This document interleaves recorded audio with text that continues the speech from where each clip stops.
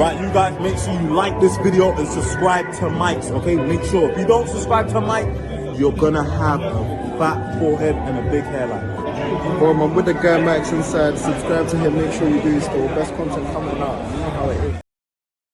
Hello and welcome back to another video, people. Welcome back to the YouTube channel. Make sure you're smashing the likes and subscribing if you are new. And yeah, I needed to talk about this because seeing Daniel Levy leave Tottenham Hotspur, triggered me. Triggered me differently. Obviously, when I look at it, they've still got the same ownership or whatever. But the problem is that they still have one over us, like, instantly, and the game hasn't even started. That we played 6 days. And they're already winning. And the reason why I say that is because we've still got to put up with David Sullivan. We've still got to put up with Karen Brady. Our ownership is still here. David Sullivan's my main problem. And the problem I have with this is, after David Sullivan leaves, it's probably going to be his son, as I've referred to multiple times. Multiple times on multiple occasions. I've referred to this. David Sullivan. He's still here. Now, here's the thing. I get it. West Ham United fans are also looking to protest. So, maybe we're moving in the right direction after. Because, like, here's the thing with winning one game doesn't change everything. I said that the other day. And I'm glad the West Ham fans think the same. Because we were doing so bad. Sunderland, Wolves, Chelsea, out of the Carabao Cup in August. It's been terrible. It's been a terrible start to the season in general.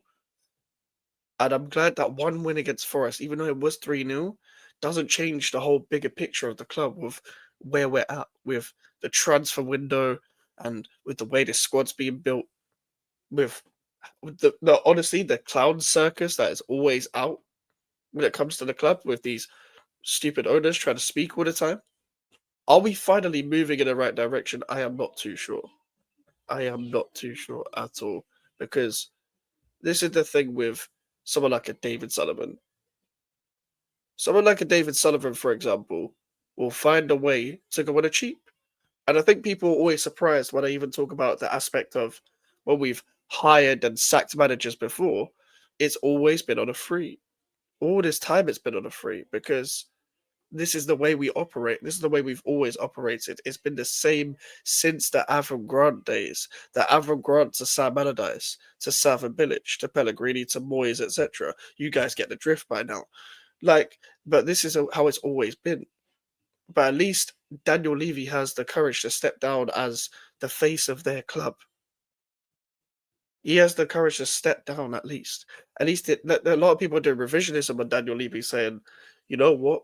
You did so much for the club, blah, blah, blah, and all this.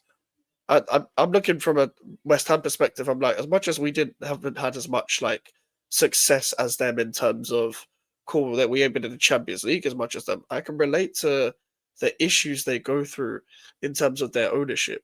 Even though I think it's been worse for us, and I think we generally have had the worst owner in the league since the guy has been here. But the difference is we've struggled a bit more. We've struggled a bit more, and they haven't. They've struggled compared to their standards, though. Everyone has, but their owners actually left. Their chairman has actually left. Cool. I still think it's Enoch that's still the ownership. Cool. I think Levy's like, what, 30%? He's still got 30% of the club or whatever. He's just going to make money off it. Cool. He's not going to make all footballing decisions. Maybe nothing changes. I don't know whether there's going to be a takeover or not. But that's not my problem right now. My problem is that I don't think West Ham are ever going to be good.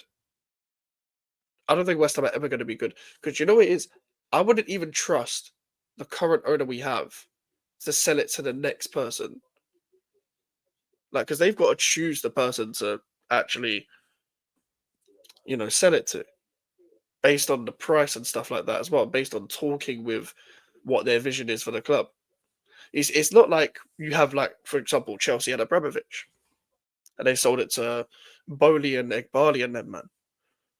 Cool, they're not the greatest owners ever, but they're good businessmen. They're good businessmen, at least.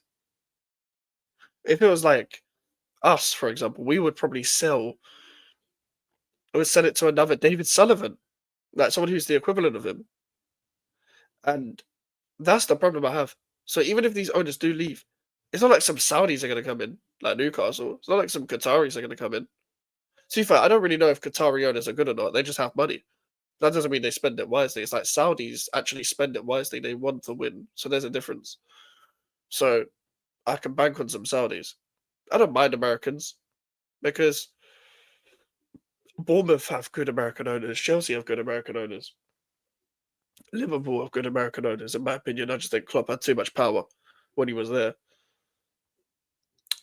So that's the difference. It's not about nationality, really. Apart from, I don't want an English owner because people are going to be like, "What the fuck? You don't want an English owner?" Well, maybe a good, like, maybe a really good English owner that's been of recent that isn't just one of them owners that just want their clubs to be self-sustainable, like a Daniel Levy, like a David Sullivan, like a Steve Parish at Crystal Palace. Cool, Palace recruit very well, but that's the difference. They had Dougie Freeman, then they replace him, and they actually give the freedom to whoever's running the footballing operations.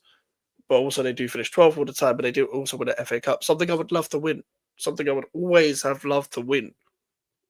It's like it's not about the money; it's about the intent.